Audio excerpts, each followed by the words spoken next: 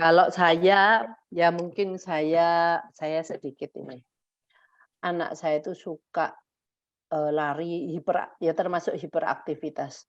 Lari kenceng terus nabrak orang, yang ditabrak bukan tembok, orang yang gembuk-gembuk itu, empuk-empuk itu. Jadi dia lari terus, "Kok gini ya anak saya kok sekarang lari-lari kenceng terus tabrak ke orang," gitu. Kayak, apa ya, memang dia cari sensasi mungkin, waktu tabrakan itu dia ngomong, "Oh enak ya." Mungkin maka dari itu dia diulang-ulang kembali gitu. Ya itu dari saya. Nah, untuk makan juga karena anak saya juga suka makan, ya dia memang lebih banyak makannya. Terus ada chat lagi, gini, ada yang ngomong, rencananya nanti diatakan di mata hati, ya pasti. Kalau di mata hati saya pasti akan melakukan. Ini Mama Bu Puspa ngomong semoga di Denpasar bisa. Oh Denpasar, ya Denpasar, Pastilah. semoga. Bu, terus Bu Irma bisa minta tolong dikoordinir untuk Makassar supaya Ibu Ellen bisa ke Makassar. Oh cocok. Juli, Bu Lolita ini, Bu Ellen ini memang masih awet muda, memang Loh, Bu Irma orang yang terima tepat kasih. yang bisa membuat Bu Ellen datang ke Makassar, oke? Bu Yusita sama Bu di mall Abi suka nyusur orang-orang, kayak enak gitu mendal-mendal. Iya Bu, kita juga kan bingung ya Bu ya, kalau anak kita seperti itu, terus orang-orang yang di sekelilingnya bilang, "Anakmu tuh nakal, nggak pernah diajarin ya?" Wah, ya itulah. Susah orang karena orang nggak tahu anak kita bagaimana ya. Tetapi ya kita punya mental yang kuat untuk bisa menerima apapun dakwaan dari orang-orang sekitaran. Oke, Bu Irma, siap-siap. Oke.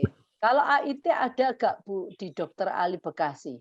Nah, Bisa ini diadakan. Deket kok bisa Jakarta. diadakan, oleh Bu Ellen. Mungkin di Iyalah. Jakarta Bu Ellen mau di Jakarta. Jakarta Bekasi kan, oh tapi Jakarta macet ya. Wes, nggak tahu nanti ini nanti kita pikirkan, mungkin kalau di Bekasi, Bu Ellen masih mau mungkin Bekasi, Jakarta gimana ya?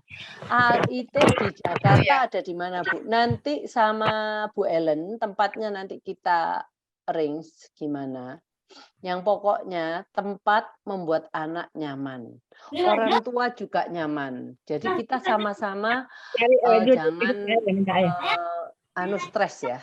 Jadi nanti akan kita, beritahu kalau AIT itu sudah akan kita lakukan. Nah, cuman Anda kan sudah tahu periode, mungkin Anda bisa melakukan, "Oke anakku saya kenalkan sama headset dulu, headphone." Mau, itu bisa dilakukan sekarang kan. Jadi pada waktu nanti hari hanya yang mungkin itu sudah nggak jadi masalah gitu.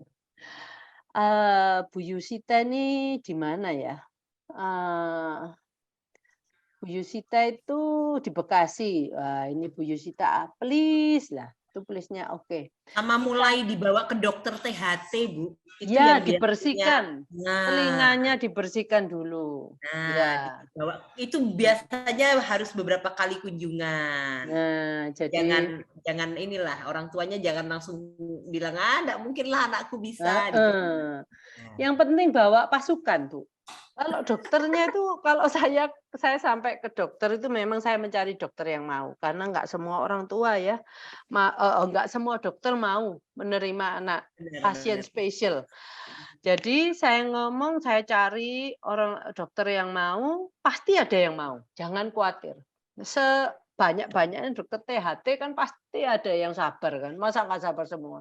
Benar. Sabar terus dia cuma, "Jangan lupa ya, bawa pasukan kalau ke sini ya." Ada yang pegang kepala, pegang tangan, pegang kaki, ya pegang badannya. Jadi, ya itulah, hanya itulah, jangan khawatir. Kita untuk halangan-halangan yang seperti ini nih, itu nggak ada artinya lah, bisa kita lakukan. Lihat aja Bu Irma, Bu Ellen, pokoknya, ibu-ibu pantang menyerah ini yang, menurut saya itu bisa kelihatan dari karakternya bahwa mereka itu pantang menyerah. Nah, itulah apa yang terbaik. Nggak ada yang katanya yang nggak impossible ya. bisa. Semuanya possible ya. Jadi gini, satu ya, satu positive thinking. Kedua, saya tuh lihat kayak waktu saya di rumah sakit RSPAD, itu di situ pun tuh ada tempat pusat untuk terapi anak-anak special need. Jadi kalau kita ke situ, coba kita juga tanya. Itu nanti saya tanyakan juga karena saya ada teman yang di situ dan saya punya dokter tulang juga di situ. Saya akan tanya siapa sih yang handle anak-anak special need ini kalau untuk Jakarta dan Surabaya gitu ya. Surabaya kan Boomingve udah dapat. Kalau Jakarta dulu tuh kita ke Jalan Proklamasi tuh ada juga gitu yang dokter mau. Kayaknya sekarang anak special need tuh sudah tidak disingkirkan ya. Udah lumayan lah daripada zamannya si Gary dan si Stephen itu masih kita tuh diliatin orang, masih kalau apa tuh nggak enak lah pokoknya gitu. Tapi sekarang sepertinya orang mulai bisa menerima dan dokter-dokter pun bisa menerima gitu. Cuman ada dokter yang anti diet, ada dokter yang oke dengan diet gitu aja. Oh, oke. Jadi kalau saya nih, saya tiba-tiba blank namanya dokternya yang dokter THT saya. Nanti tapi saya sudah punya di mata hati kok, karena semua orang tua yang cari dokter THT saya kasih itu. Nah, dokter ini pasti tidak menolak. Nah, untuk tim Panu juga saya punya tim di mana dia ngomong, "Oke, untuk kalau sampai ada pemeriksaan yang mungkin ya untuk audiogram, itu saya juga ngomong, "Ibu bisa handle?" "Oh bisa Bu, anak special need bawa sini aja, saya bisa lakukan audiogram." Jadi, kita yang penting setelah mendengar, ini pendengaran apa, sharing-nya ibu-ibu 2 ini, jangan merasa anu dulu, "Ah, anak saya mana bisa ngelakuin itu, pakai headphone, boro-boro." Wah, jadi, eee dia, kita pasti bisalah. Yang penting kita dan Tuhan pasti akan merestui jalan kita ya. Kalau saya menemuin anak-anak yang berat itu ya, saya ngomong, "Ini sudah ada di depan saya.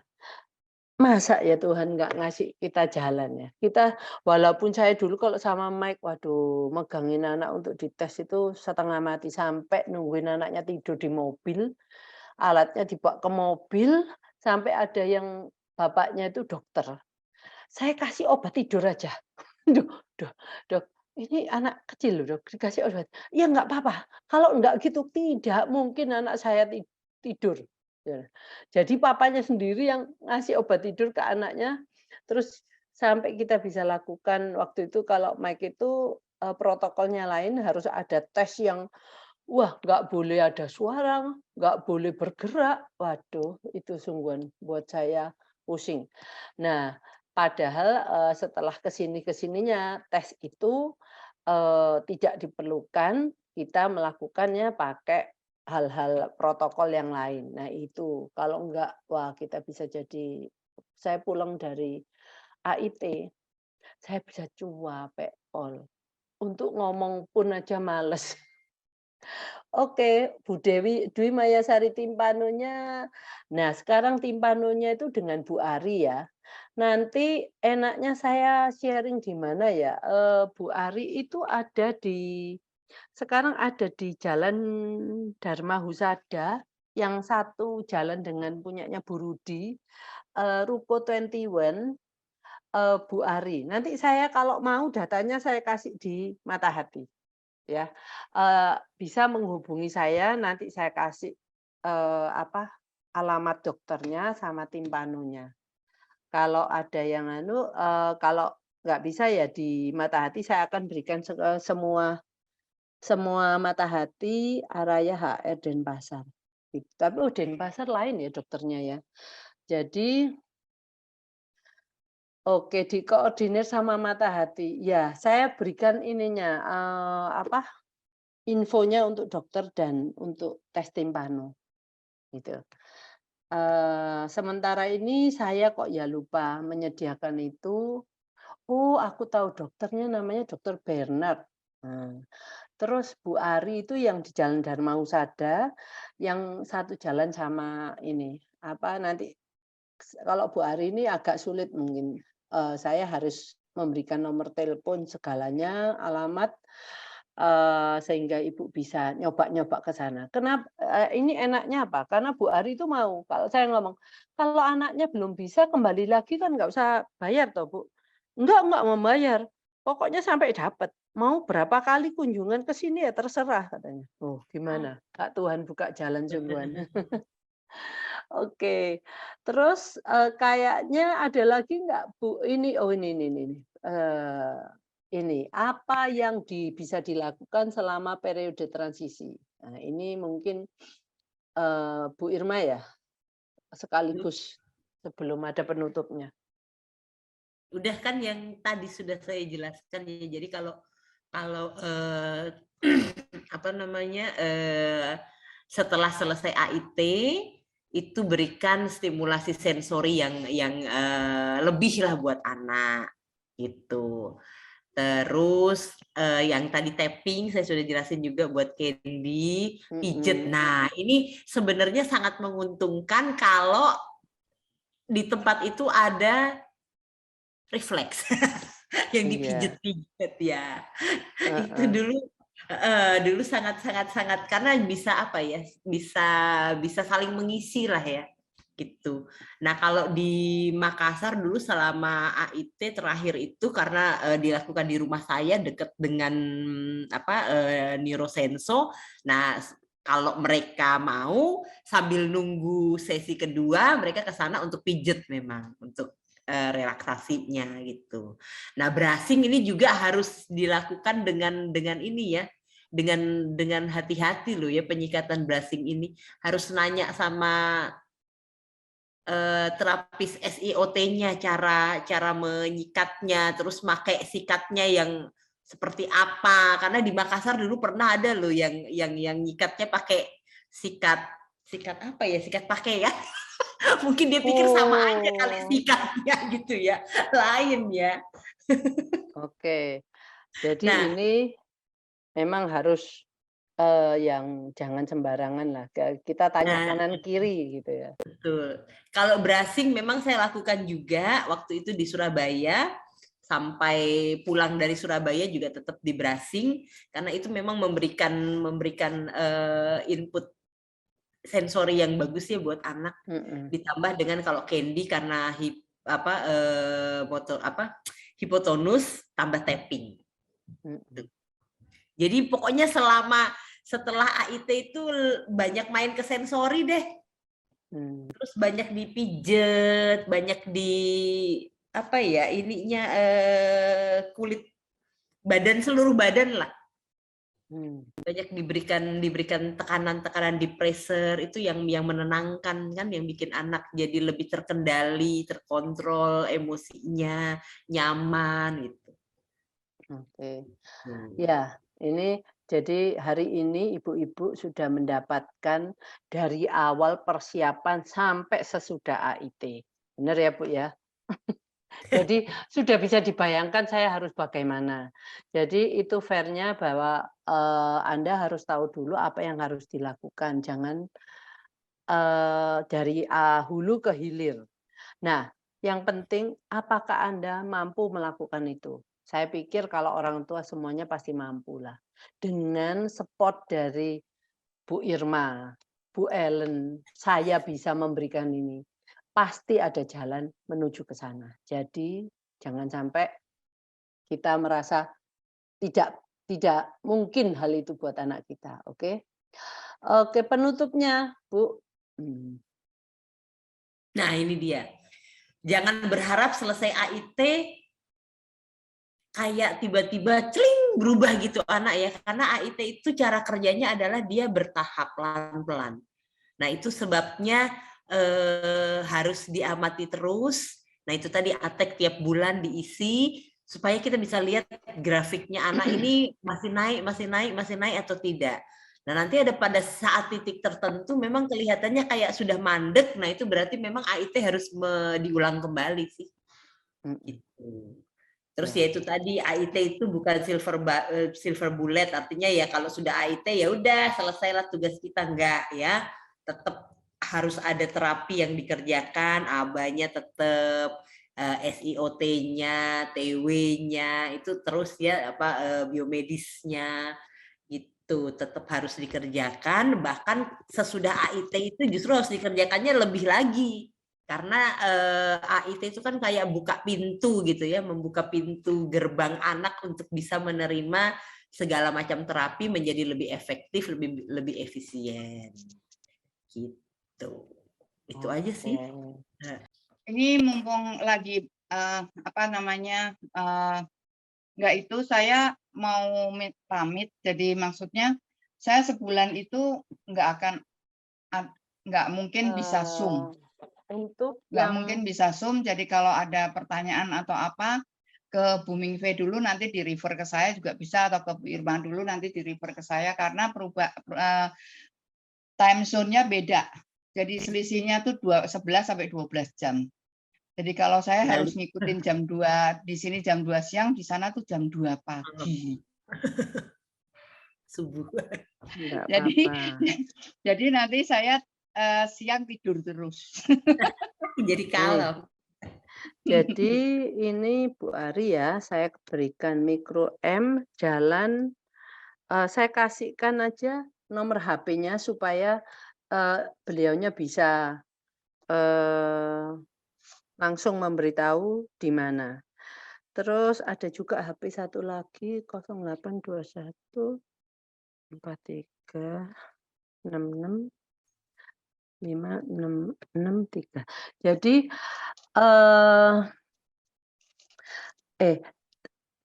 Pak Irianto, timpano itu nggak perlu ke dokter THT. Jadi Bu Ari, ini Ibu Ari bukan dokter THT, dia tuh kayak punya mesinnya gitu ya. Jadi semua dokter THT mengirim ke dia. Jadi bukan dokter THT yang melakukan, enggak. Ini profesional yang mempunyai mesin timpano. Nah, mereka memang punya pengetahuan mengenai audio ya, mengenai pendengaran, nanti chartnya yang keluar seperti apa gitu ya. Tetapi mereka bukan dokter THT. Ya. Biasanya di ini tuh yang buat alat bantu dengar itu loh. Ya, alat bantu dengar. Abdi alat bantu dengar Indonesia itu mereka punya. Kalau ini mikro M ini kayak ada di mana-mana kok. Ada di Bali yang saya tahu, tapi di Jakarta pasti pun ada lah. Kalau nanti yang di kota lain nggak mau menerima, telepon aja Bu Ari. Karena Bu Ari itu bisa mungkin memberitahu. Kalau sesama mikro M Hearing Care Center ini, mereka bisa memberitahu bahwa di Surabaya aja lo bisa menerima anak-anak ini, kenapa mereka enggak gitu loh. Ya. Untuk dokternya, kalau Surabaya kita udah punya, nanti di Jakarta biar Bu Ellen yang nyari, di Makassar Bu Irma yang nyari. Saya di Bali saya belum mencari, nanti saya carikan. Nah, tapi sebenarnya dokter kita orang tua tuh bisa kok. Asal kita itu ngomong, ini Bapak dokter mau nggak menolong anak kita untuk bisa membersihkan telinganya gitu. Kalau nggak bisa jangan dipaksa, daripada nanti anak kita jadi ini ya, trauma. Nanti dia juga melakukannya tidak sepenuh hati seperti dokter Ali bilang, tidak sepenuh hati itu wah. Energi negatifnya. Nanti anak kita belum apa-apa masuk sudah nangis duluan gitu ya. Oke. Apakah ada pertanyaan lagi untuk Bu Ellen, khususnya Bu Ellen, Bu Irma? Kayaknya nggak ada, sudah tanya. Ini karena sudah jam 4, sudah waktunya para ibu-ibu untuk lanjutkan kegiatan menjadi ibu rumah tangga. Betul. Oke, terima kasih sama Bu Ellen, sama Bu Irma untuk sharing-nya. Kenapa mereka, eee, especially Bu Irma ya, saya benar-benar, terkagum-kagum Bu Irma itu masih inget loh, berapa tahun yang lalu yang udah lama itu. Jadi, benar-benar Bu Irma itu menghayati setiap, perjalanan, rescuing, Candy ya. Iya, Jadi, memang gitu ya, Bu. Apa gini loh, Bu, masalahnya saya kalau mau ikut terapi memang saya harus cari info sebanyak mungkin dulu, ngobrol sama yang udah pernah melakukan dulu, gitu. Nah, Baru berani. heeh. Tapi memang oke, jadi ibu-ibu itu enak, sekarang bukan yang, gelombang pertama ya. Kalau yang Ya, gelombang pertama itu betul. kalau nggak ada orang yang mau coba, Bener. apakah terus siapa yang mau coba? Ya, betul. Jadi memang waktu itu saya juga sama Bu Ellen, anak kita udah besar-besar, waktu kita disuruh memilih ya, apakah kamu mau mencoba ini ataukah kamu mau menunggu sampai ada, sesuatu protokol untuk anak special need ASD umpamanya. Kita ngomong, "Lah anakku kan sampai jenggoten kalau gitu." Itu kita nggak tahu kapan itu ada. Nah, kita boleh mencoba asal seperti Ibu Irma bilang, kita bertanya ke sana kemari. Dan sudah nggak ada yang melakukan. Nah, sekarang ini untuk AIT memang sudah banyak yang melakukan, apalagi generasi anak-anak yang sudah besar-besar, itu bisa ditanya. Mungkin selain Bu Irma masih ada ibu-ibu yang lain yang sudah melakukan AIT.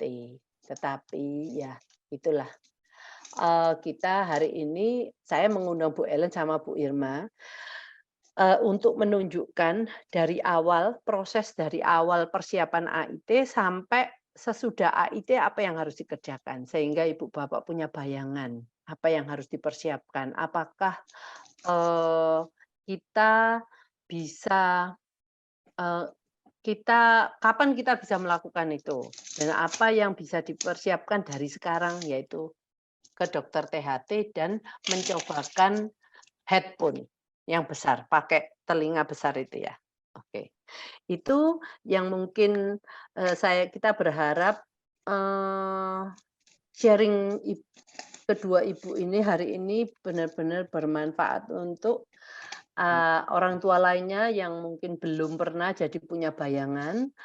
Nanti kita akan lanjutkan, informasi selanjutnya, eee, untuk AIT. Kalau update-update itu juga sudah masuk, jadi kita bisa memberikan untuk orang tua, kita akan buka, eee, kapan kita bisa mulai melakukan AIT. Oke, terima kasih Bu Ellen dan Bu Terima kasih Irma. juga saya dikasih kesempatan. Soalnya kalau enggak biasanya saya tuh jam segini nanti kalau Bu Mingfei udah tahu saya tuh suka tidur sekarang. Ya, kan memang maklum ya, karena, Bu Ellen itu dalam proses recovery.